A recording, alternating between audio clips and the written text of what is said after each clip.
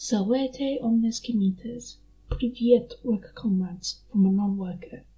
We need to talk. Before I get into this, I should preface that this is an important topic, not just identity politics you can ignore as just not your problem, and cannot be solved through simple class reductionism.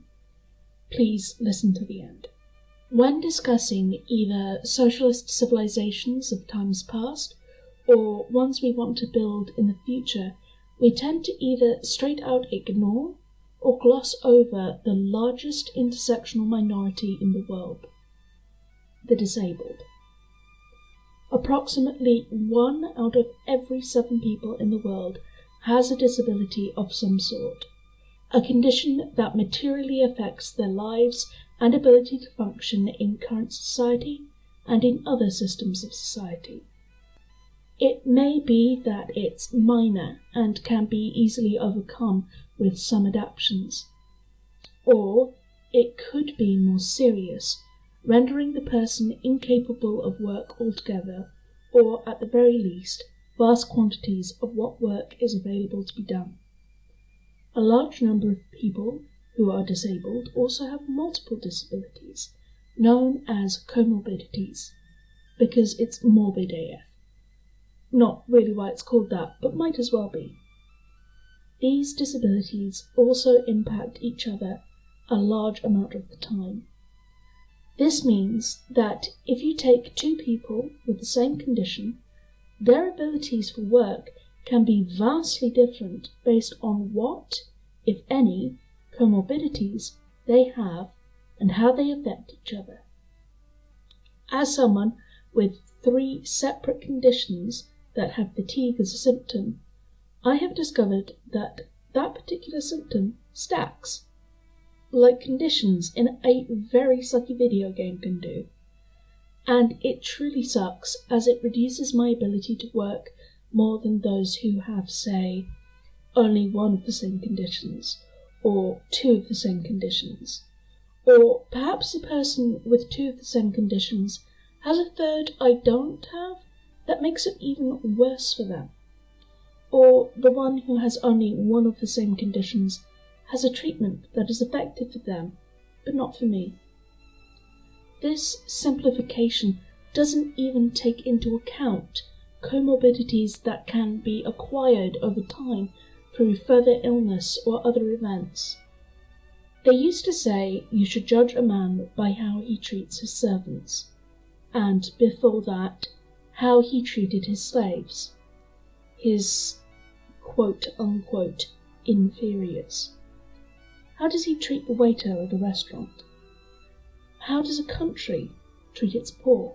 When we say inferior here, we mean people who lack the same means or opportunities as the other.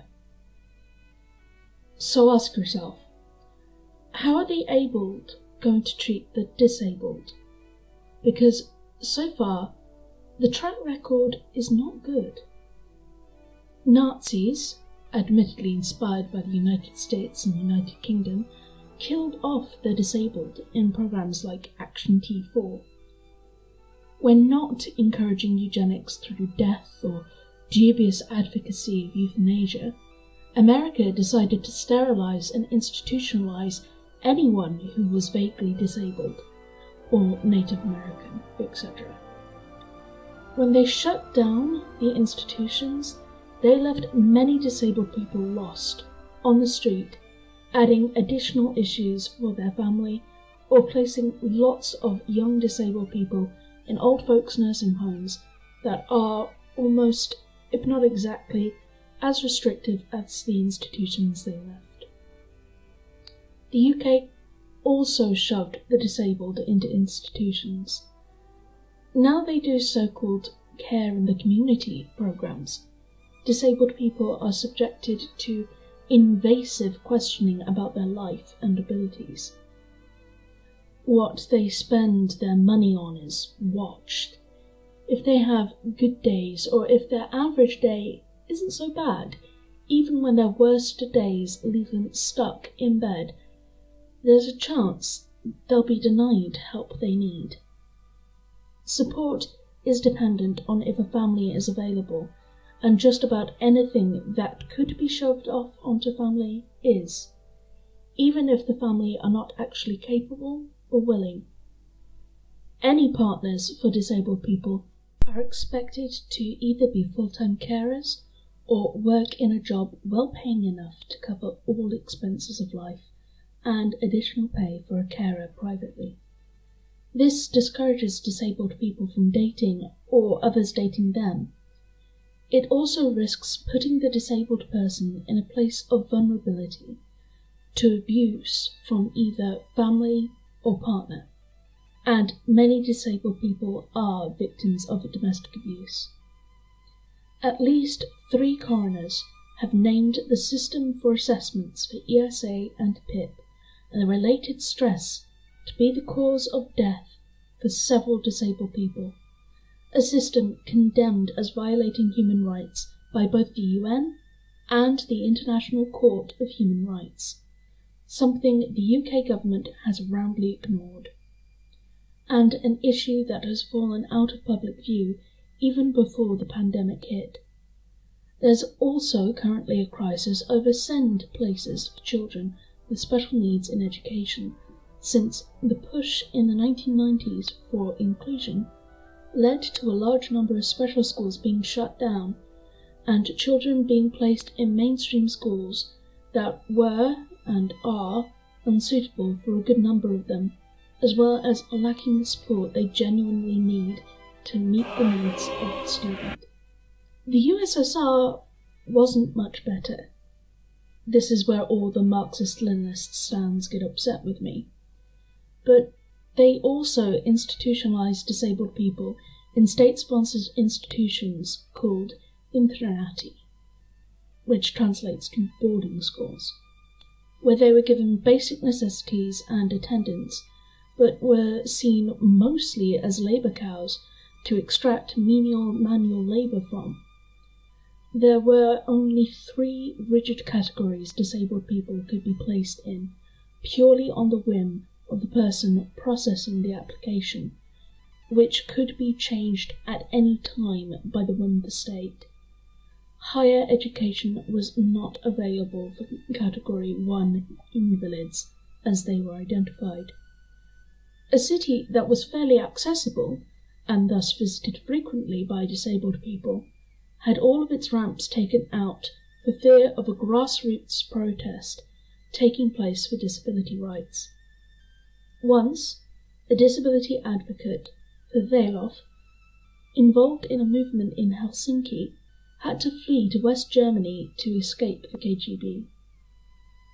In 1980, it was reported by Vavilov that a Soviet official, when asked if the USSR would take part in the Paralympic Games the next year, said, "There are no invalids in the USSR." Reform and more rights for disabled people in the USSR only started happening under Gorbachev's government in the 1980s and 90s, roughly when more calls for rights for disabled people were also finally gaining some momentum in the United States. There's a study concerning the USSR and disability rights done by Sarah D. Phillips of the Anthropology Department from Indiana University. Link to the study she did in the description. So why is this important to talk about? After all, the USSR and Nazi stuff is in the past, and the US and UK stuff in the present are part of a capitalist structure. Well, because so far, few, if any, political system since humans were hunter-gatherers has, on record, really treated disabled people even remotely well. They have either been solely the responsibility of their family, who do not always have the resources and can even have their own disabilities to deal with, or of private charity, which imposes its own moral and personal standards, both for whom they wish to help and how those people are to be helped. It's no good telling a disabled person, worried about their own value and worth in society, when they can't contribute in traditional ways, that they just hate capitalism, when the USSR treated them just as badly? How are they treated in China, North Korea, Cuba, Vietnam? Do we know? Or do you have to go looking through pages and pages of content before you can find out? Disability isn't just the largest intersectional minority, it's also the only minority you can end up joining at the drop of a hat. And, barring early death, the only minority you're almost inevitably going to be in eventually. It's also most likely a minority you know at least one person already in it, whether you're aware they're part of it or not. Remember, 1 in 7 people in the world makes roughly 1 billion or so people. These issues can, and almost certainly will, be your issues sooner or later. Issues you should want to solve sooner rather than later, and issues that aren't being discussed in mainstream left spaces at even close to the frequency they need to be. Many disabled leftists don't necessarily have the energy and means to do deep dives into how their community is treated in other socialist countries, and a vast quantity of abled leftists don't even contemplate the subject beyond a vague denouncement of ableism. We don't discuss how disability would work in our socialist or anarchist societies when discussing how we want them to work. Possibly because of the mental block many people who are abled seem to have, where they equate disability with being a transitory thing. When you hear someone has an illness, you automatically go to the idea that it's an acute illness, one with a treatment or cure that will help them get over it and be better or good as new in no time at all. Every now and again, someone will read about the latest research in some disability that they know someone has, and they will come running up to that person asking if they've heard about this latest breakthrough or whatever, thinking that it will mean the person will be on the mend soon, when the breakthrough is from a small study done on about 15 mice and won't result in even trials for human beings for a good 40 years at best. When I say disability or chronic illness, I mean something that will either stay the same, get worse, or will only marginally get better with time, and nowhere near to the point of letting someone function at the same level as someone abled. Some disabilities also mean that the person might be able to work fairly well one day out of every 10, but won't be able to tell you when that single day will be, or if it will be 5 days or 20 days since their last one. These people can contribute to society differently than abled people, but they can't contribute with the level of reliability so often required, not just in capitalist structures, but just about anything that requires planning ahead. So what can, or should, people on the left, be they content creators or consumers, do? Well, for a start, you need to start talking about us. Include us in the conversation. Don't offer solutions without asking for our input, but definitely talk about what issues we're facing. Find disabled content creators and amplify their voices in left spaces.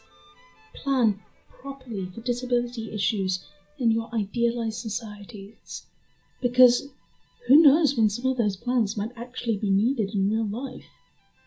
Get educated on issues of accessibility. Make sure your protests and direct actions are as accessible as possible.